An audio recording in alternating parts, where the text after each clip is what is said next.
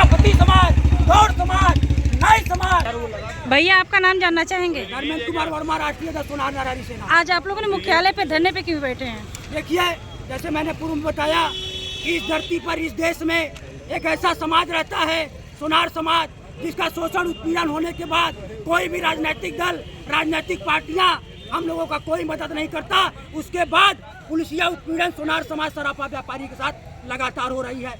सिद्धार्थनगर में हमारे समाज के 2 भाई की गोली मारकर हत्या कर दी गई और राज्य सरकार 1 रुपये का सहयोग नहीं दिया।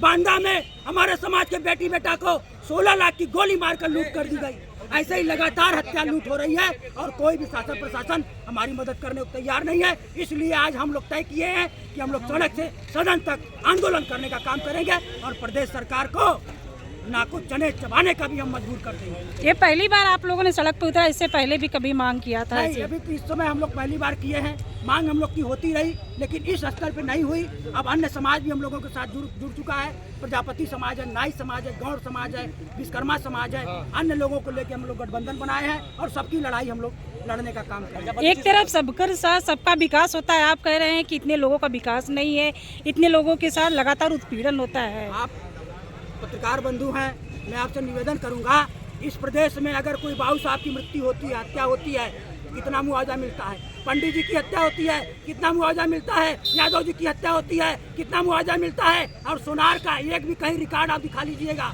आप ले लीजिएगा सूचना, जन सूचना के आधार पर हमको दिखा दीजिएगा। सोनारों की लगातार हत्या होती है, लूट होती है, छिनैती होती है।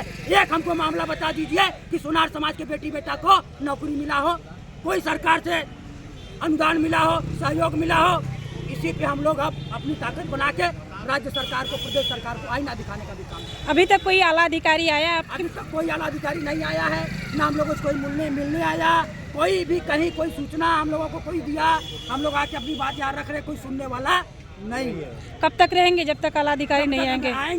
नहीं आएंगे तब तक रहेंगे, बैठेंगे यहीं पे। किससे अपनी बात को कहें, जरा बताइए।